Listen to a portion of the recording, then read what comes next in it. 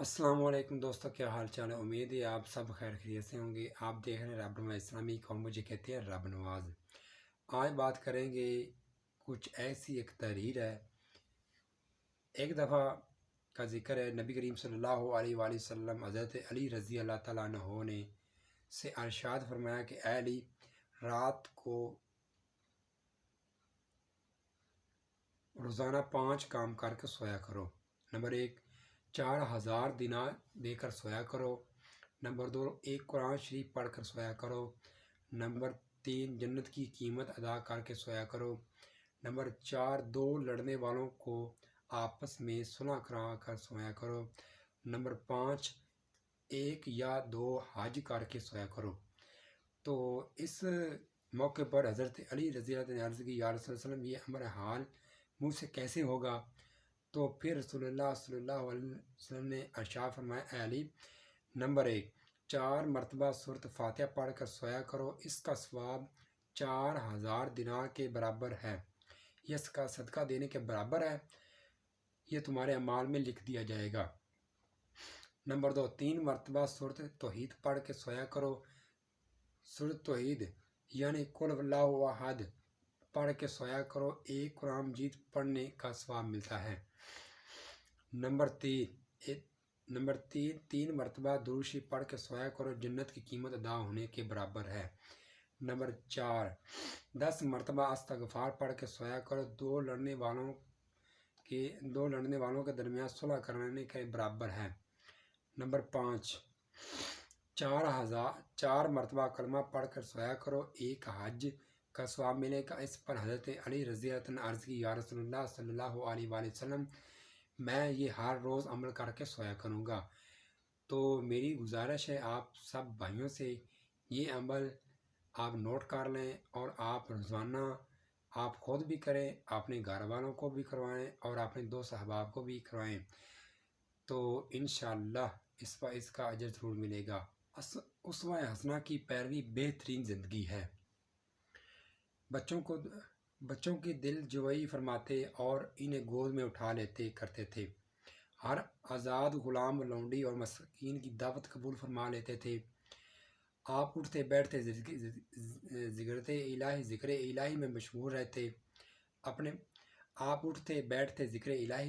رہتے تھے۔ آپ بیٹھنے کے لیے کوئی جگہ معین نہیں فرماتے تھے۔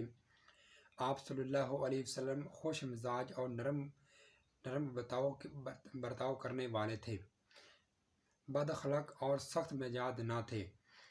نہ بازاروں میں آپ بلند آواز کرتے اور نہ فحش باتوں زبان پر لاتے تھے، نہ کسی پر عیب لگاتے اور نہ کسی سے ایسا مزاج کرتے جو مقام ادب سے غافل کر دے۔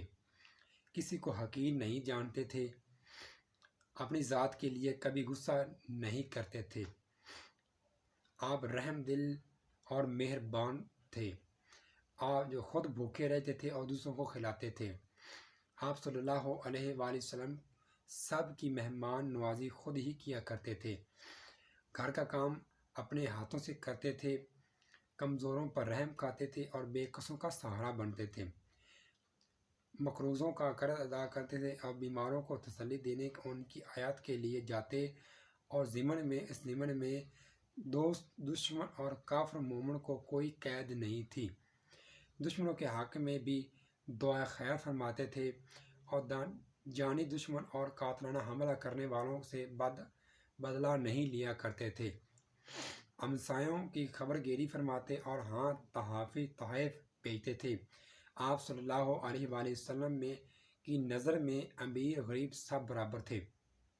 لین دین کے معاملات بہت ہی صاف تھے۔ پہننے اوڑھنے اٹھنے بیٹھنے کی کسی چیز میں تکلیف پسند نہ فرماتے تھے، جو سامنے آ جاتا وہ کھا لیتے، زمین پر چٹائی فرش پر جہاں جگہ ملتی وہیں بیٹھ جاتے تھے۔ دنیا بے غیبی کے باوجود آپ خوش مزاجی اور راح پن پسند نہ تھا، مال دولت سے بے غیبی تھی، وعدہ کی پاسداری کرتے تھے۔ آپ پر جتنی تکلیف اذیت بڑھتی گئی، اس قدر صبر برداشت اضافہ ہوتا چلا گیا۔ آپ رحم دل، شرمیلے، فراخ دل، ہر معاملے میں امین اور احسان کرنے والے نادر دوست تھے آپ صلی اللہ علیہ وآلہ وسلم ایماندار اور رازدار کو پوشیدہ رکھنے والے تھے، چھوٹے بڑے کی تعظیم فرماتے تھے، بات کرنے میں بہت بڑے آسانی سے کرتے تھے، تقسیم مال میں عدل، میدان جنگ میں بہادری دکھاتے تھے، کم عرض سے صرف مسکراتے، نیکی میں ہاتھ ہلاتے، کبھی احسان نہ جتلاتے۔